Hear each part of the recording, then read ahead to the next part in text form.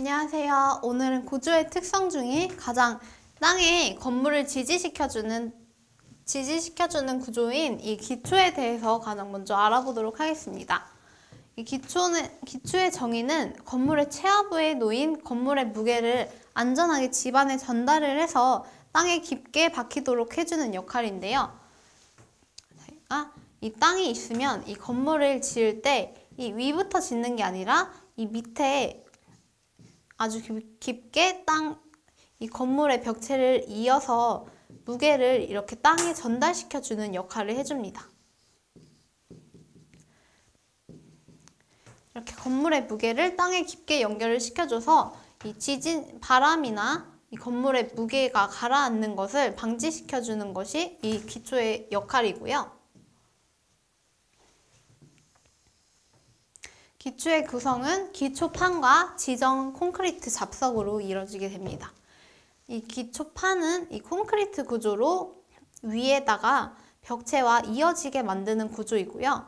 그 밑에 지정 집착 콘크리트와 잡석을 하는 이유는 이 땅이 무른 땅일 경우 땅을 조금 더 평평하게 해주기 위해서 잡석 지정을 하게 됩니다. 먼저 기초의 종류를 살펴보면은 이 직접 기초는 독립기초, 온통기초, 깊은 독립기초 종류가 있고요. 이 땅이 연약한 집안일 경우 단단한 집안까지 깊게 말뚝을 박는 방식인 RC 말뚝, 제자리 콘크리트 말뚝, 피어 기초 등이 있는데요. 가장 먼저 이 특징을 살펴보시면 이 독립기초는 하나의 기초판에 하나의 기둥만 연결되어 있는 구조입니다. 하나의 기초판에 하나의 기둥을 이렇게 연결시켜서 이 기초판 한 개당 한 개의 기둥이라고 보시면 됩니다. 그리고 이 온통 기초는 이 바닥판 자체를 기초판으로 만드는 방식인데요. 온통 기초의 가장 큰 특징은 지하실이 있다는 것이 가장 큰 특징이고요.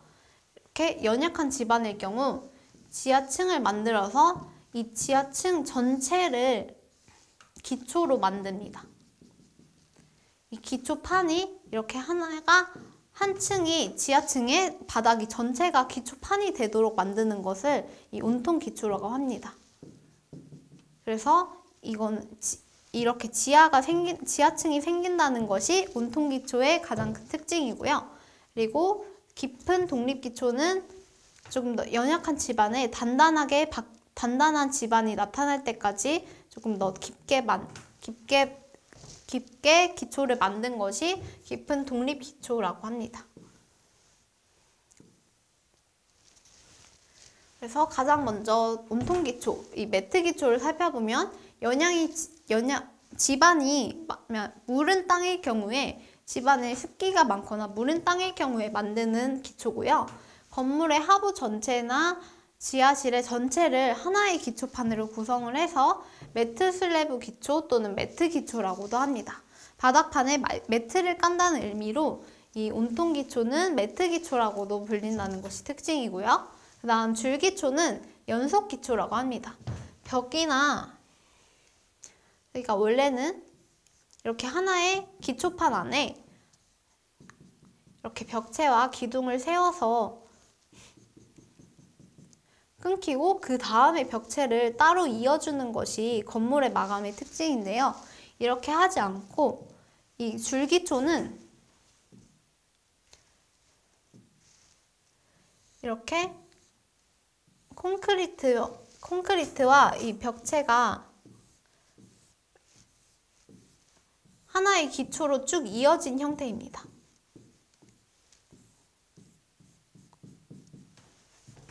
그래서 벽 또는 일련의 기둥으로부터 응력을 띠 모양으로 해서 집안 또는 지정에 전달하도록 하는 기초 형식으로 이 기초가 끊기는 게 아니라 이렇게 연속으로 되어 있는 형식입니다.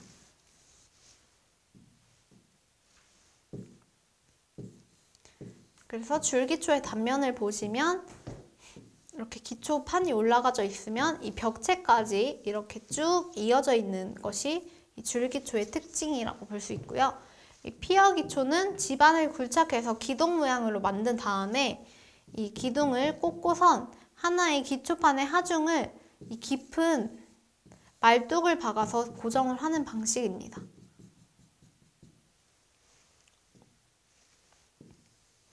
그리고 자만기초는 견고한 지반이 깊게 있을 경우에는 원형통, 사각통 그리고 밑이 없는 상자를 만들어서 그 속에서 토사를 파내어서 상자를 가라앉히는 방식인데요. 저희가 이 지반이 있을 때 땅을 계속 파보면 어떤 층은 물이 나오기도 하고요. 어떤 층은 진흙이 나오다가 그리고 어떤 층은 바위층인 암이 나오기도 합니다. 그래서 이렇게 연약한 지반이 있을 경우는 이 건물을 받쳐주는 힘을 이렇게 깊게 박아야 하잖아요.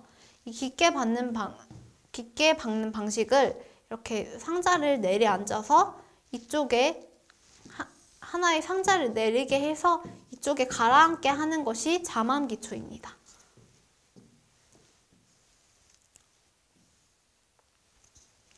그리고 독립푸팅기초는 한 개의 기둥에서 전달되는 하중을 하나의 기초판으로 단독 설치한 단순 기초 구조입니다.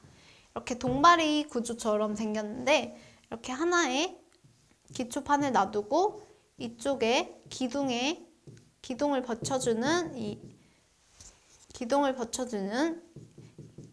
푸팅을 설치를 하고 이 위에다가 기둥을 설치해주게 되는 기초입니다.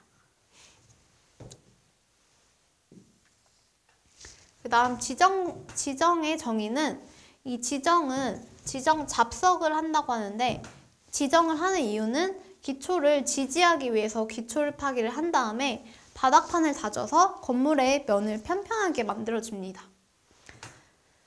먼저 지정석의 종류에는 잡석 지정과 자갈 지정이 있는데요. 잡석 지정은 조금 더 이 돌의 크기가 크기 때문에 이 연약한 지반이나 습기가 많은 땅에 적당하고 터파기를 한 다음에 바닥에 다지기를 해서 그 위에 잡석을 까는데 이 잡석 지정을 할 때는 잡석 두께가 조금 더 두껍게 들어가게 됩니다. 여기 높이는 저희가 실기에서도 200으로 작도를 해주도록 할 거고요. 이거 잡석 지정은 두께를 100에서 200mm로 이렇게 잡석을 세워서 깔게 됩니다. 잡석의 모양을 이렇게 세워서 깔게 되고요. 그 위에다가 이렇게 경사지게 가장자리부터 기초를 하게 되는데 가장자리부터 하는 이유는 이 가운데부터 하중을 실게 될 경우는 이렇게 돌이 잡석 지정을 세워서 한 것들이 이렇게 밀려날 수가 있기 때문에 이 끝에서부터 무게를 주는 거예요.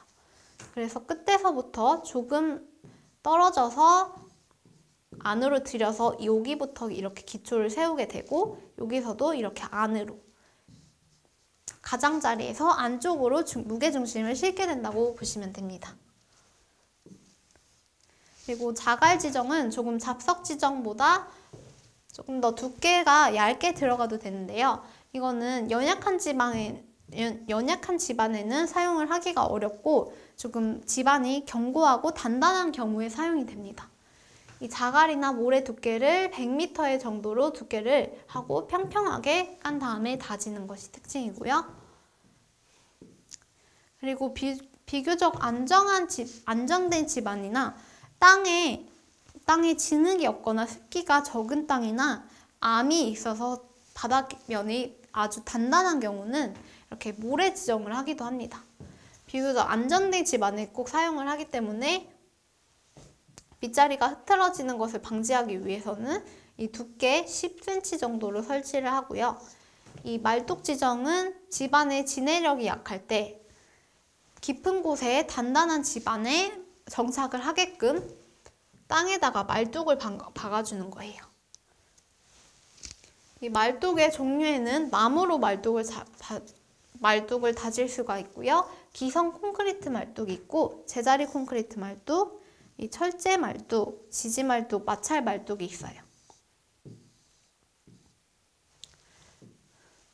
이 나무 말뚝을 사용할 때는 말뚝 지름의 2.5배 이상 또는 60cm 이상, 보통 90cm로 하게 됩니다. 말뚝과 말뚝과의 간격. 이 사이 간격을 나타내는 거고요. 이 말뚝 지름의 2.5배나 이 지름의 크기에서 2.5배 이 사이에 들어오도록 간격을 줘야 됩니다. 그리고 기성 콘크리트 말뚝의 간격도 마찬가지로 말뚝 지름의 2.5배 이상이나 750 사이로 750cm 이상 사이로 그 간격 90cm 이내로 들어오도록 해야 됩니다. 먼저 나머지는 조금 특징을 살펴보시면 될 것 같고요. 그리고 이것은 토질 공사를 할 때 생길 수 있는 현상에 대해서 나타나는 방식인데, 이렇게 땅을 계속 착고를 하다가 이 안만에서 어떤 공간을 조금 더 파면 지하수층이 있을 수가 있고 이쪽에 흙층이 있을 수가 있어요. 이렇게 건물을 세우려고 이렇게 건물에 땅을 계속 파다가 이 지하수와 만나게 되면은 이 지하수가 계속 위로 흙층으로 이렇게 솟아오르게 되는 방식입니다. 그래서 보일링 현상은 이 수압차에 의해서 굴착 시 지하수위가 굴착 지면보다 높으면 지하수가 텁텁한 모래와 함께 솟아오르는 방식이고요. 그리고 흙막이 벽이나 바깥쪽의 토합 차이에 의해서 흙막이 바깥쪽의 흙이 안쪽으로 밀려 들어오는 방식입니다. 이렇게 부풀어 오르는 방식이 히빙 현상이라고 볼 수가 있고, 그리고 이렇게 물이 끓어오르면서 위로 솟아오르는 방식이 보일링 현상입니다.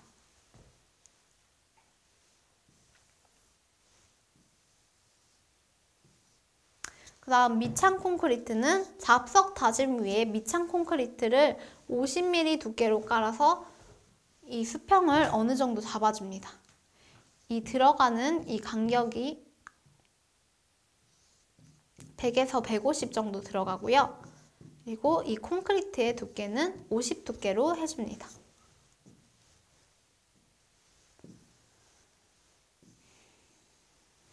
그 다음 부동치마의 원인. 먼저 부동치마라는 것은 땅이 얼었다가 녹을 때 생기는 방식인데요. 땅이 얼었다가 녹을 때 생길 수 있는 현상인데요. 먼저 겨울철의 경우에는 이렇게 이게 땅의 수위이고, 땅이 어느 정도까지 어는 땅이 있고 녹는 땅이 있어요. 이 땅이 겨울철에 어느 정도의 깊이까지 어느냐가 이 동결선이라고 합니다.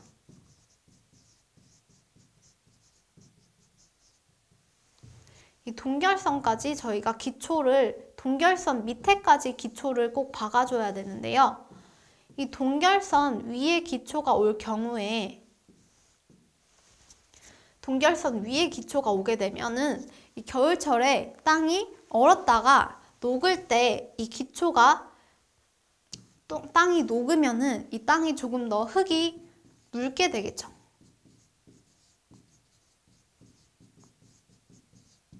땅이 얼었다가 녹을 때 이 땅이 조금 더 질게 되면서 이 기초가 밑으로 내려앉는 방식이에요. 이 기초가 내려앉게 되면은 이렇게 건물이 휘어지게 되겠죠. 건물이 이렇게 있는데 이 땅이 얼었다가 녹으면은 이 땅이 조금 더 연약한 지반이 되면서 가라앉게 됩니다. 그렇게 되는 현상이 부동치마 현상인데요. 건물의 위치가 이질지층의 경우나 지반이 연약할 경우에 생기고요. 지반이 조금 연약한 지반의 경우 기초가 점점 더 밑으로 가라앉게 됩니다. 그래서 이 건물이 밑으로 내려가게 되는 경우 연약층이 영향이 끼치겠고요. 경사지반. 이쪽은 딱딱한 지반인데 이쪽까지 이렇게 묽은 지반으로 형성되어 있을 경우에 기초를 똑같이 박아도 이쪽으로 건물이 휘게 되는 현상입니다. 그리고 이질 지층은 이 층의 지하 밑에 있는 그 지층의 종류가 다른 거예요. 이쪽은 자갈이라서 조금 더 안전한 기초가 형성되어 있는데 이쪽은 모래이기 때문에 점점 더 밑으로 내려가게 되겠죠. 이렇게 층이 다를 경우에 이 건물이 한쪽으로 무너지게 되겠죠. 그리고 낭떠러질 경우에도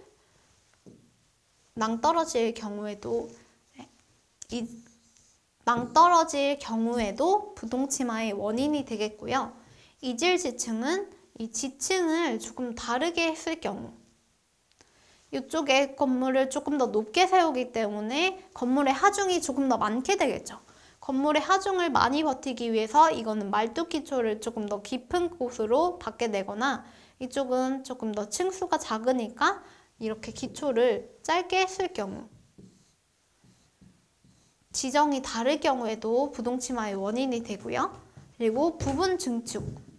건물이 원래는 이 정도만 있었는데 이쪽에 조금 더 쌓아 올리게 되면은 이쪽에 건물의 하중이 훨씬 늘어나게 되겠죠. 그러면 원래 지었던 기초보다 이쪽에 받는 하중이 조금 더 늘어나게 되면서 한쪽으로 기울어지는 현상입니다. 그리고 지하수가 한쪽으로 더 많아지거나 지하수에 구멍이 생긴 경우에도 조금 더 땅의 습기가 더 많이 생기기 때문에 한쪽으로 가라앉을 수가 있겠습니다. 이렇게 생기는 경우에 부동치마의 원인에 대해서 알아봤습니다. 그래서 이 연약한 지반에는 어떻게 대책을 세워야 되냐면, 건물의 무게를 조금 구조재를 가벼운 형식으로 경량화하는 방식이 있겠고요. 그리고 평면의 길이를 너무 길게 하지 않는 겁니다. 평면의 길이를 조금 더 짧게 하고 건물의 강성을 높이고 다른 건물과의 거리를 넓게 유지하는 것이 이 땅의 지반을 조금 더 튼튼하게 다지게 해주기 때문에 거리를 멀게 하는 방법도 있겠고요. 그리고 건물의 중량을 잘 배분을 합니다. 그리고 하부 구조에 대해서는 이 매트를 온통 기초, 지하실의 바닥 전체를 기초로 하게 되면 매트 기초로 하게 되면은 조금 더 기초를 씹어 놓은 게 아주 튼튼하기 때문에 조금 더 튼튼한 구조가 되겠죠. 그리고 지붕보를 이용해서 지붕보와 기초를 연결을 시키면은 그 지붕에서 받는 이 구조와 이 기초가 이렇게 일체화되면은 이 기초에 전달되는 힘이 조금 더 일정하기 때문에 구조적 안정성을 얻을 수가 있습니다. 그리고 마찰 말뚝을 사용하거나 경사지반에 지지를 시키는 것. 그리고 무조건 기초를 크게 하는 것이 부동치마의 가장 큰 해결책이 될 수가 있겠죠. 그 다음에 지반의 허용 응력도를 보면은 장기 응력에 대한 허용 응력도는 모래나 점토가 가장 얕고 이 경합반의 지층의 경우 가장 외부에서 들어오는 응력에 가장 크게 작용을 합니다. 그래서 이렇게 경합반, 영합반, 가장 딱딱한 돌이 있는 지층이라고 보시면 되는데, 이것이 땅의 이 응력, 외부로부터 가해지는 힘에 가장 많이 버틸 수 있는 힘이 가장 크겠고, 연안반은 조금 연약한 돌입니다. 조금 부셔질 수가 있는 그 돌의 땅은 200 정도가 되겠고요. 그리고 자갈 모래가 섞인 점토, 아주 묽은 땅이죠. 모래나 점토 이렇게 버텨주는 힘이 장기 응력을 버틸 수 있는 힘이 굉장히 약합니다. 그래서 이 땅을 파봤을 때 어떤 지층이 있는지 보고 이 응력도에 대비할 수 있는 힘에 대해서 2배 정도로 기초의 크기를 결정을 해줘야 됩니다. 다음 건물의 구조를 볼 때 하중의 종류가 있는데요. 이 고정하중이나 활하중은 고정된 하중입니다. 활하중도 계속 차를 매일같이 세워놓아야 되고 사람도 매일 지나다녀야 되기 때문에 이 활하중도 고정된 하중에 포함이 된다고 볼 수가 있어요. 그리고 고정하중은 지붕이나 건물 자체에 들어있는 하중입니다. 그리고 적설하중이나 풍하중은 이 지붕면에 쌓인 지붕면에 여기 맨날 눈이 오면은 비가 쌓이겠죠. 이렇게 쌓인 중량으로 얻어지는 하중이고요. 그리고 풍하중은 건물의 외벽 또는 지붕에 미치는 이 바람의 압력에 대해서 영향을 미치게 됩니다. 먼저 이 하중을 방향으로 따져봤을 때 수직으로 발생되는 하중은 고정하중과 적재하중, 적설하중이 있습니다. 이렇게 위에서 아래로 눌러지는 하중을 연결시켜주는 게 고정하중이고 적재하중, 적설하중이 있겠고요. 그리고 수평하중은 사람이 이렇게 다니는 방향이 이렇게 복도를 따라서 가로 방향으로 다니게 되겠죠. 가로 방향으로 다니게 되는 게 이 풍하중. 바람이 이렇게 가로로 불게 되니까 풍하중과 지진력, 토압, 수압 등이 있고 활하중 등이 이 수평하중에 포함이 되겠습니다.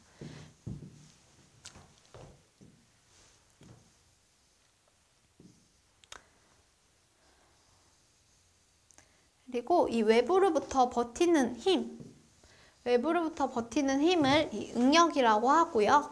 그리고 이 유지하려는 성질을 조금 내력이라고 말하는데 이 내력의 종류에는 인장력과 압축력, 전당력 등이 있습니다. 그래서 이거는 버티는 힘이기 때문에 예문을 해석을 할 때 조금 더 인장력이 크다는 것은 인장력에 버티는 힘이 크다는 겁니다. 그래서 인장력은 이렇게 양쪽으로 잡아당겨지는 수평의 힘을 말하는데요.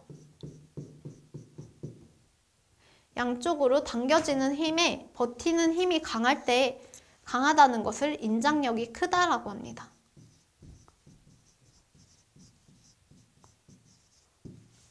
그래서 크다는 것은 버티는 힘이 강하다.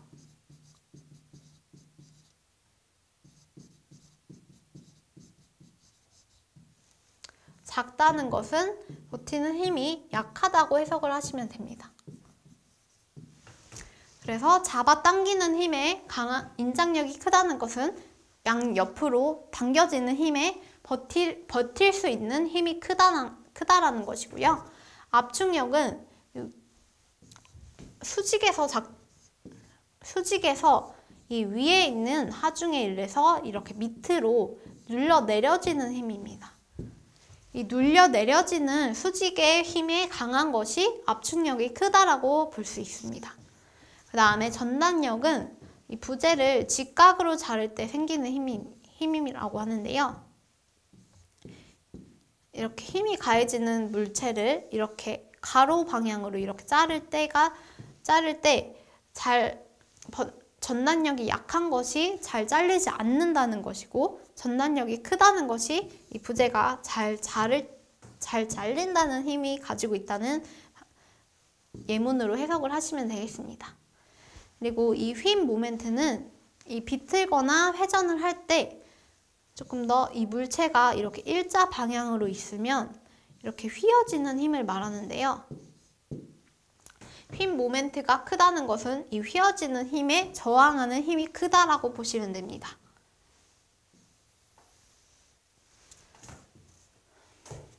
그리고 아까 설명드린 각 구조부의 특징, 기둥, 바닥, 지붕, 보 등 상부의 하중을 받는 수직 구조재로 사용이 되고요. 기둥의 특징은 압축력이 커야 됩니다. 그리고 벽은 수직으로 공간을 막는 데도 사용이 되지만 벽 자체가 조금 건물의 구조적 안정성을 버텨주는 힘을 하기도 합니다. 그래서 건물의 하중을 받아주는 것이 내력벽이라고 하는데요. 내력벽은 주요 구조부에 해당이 되겠죠. 하지만 단순히 벽의 건물 자체의 하중을 받지 않고 막아주는 역할을 하는 것은 장막벽이라고 합니다. 장막벽은 상부에서 내려오는 하중의 특징을 받지 않는 것이 특징이고요. 그리고 보는 기둥과 기둥 사이에 벽을 연결시켜주는 수평 구조재입니다. 이렇게 기둥이 있을 때 이쪽 기둥을 이렇게 이어주는 수평 구조재예요. 이걸 보라고 합니다. 그리고 바닥판, 지붕, 계단 등이 있습니다. 계단은 수직 구조재로서 역할을 하고요.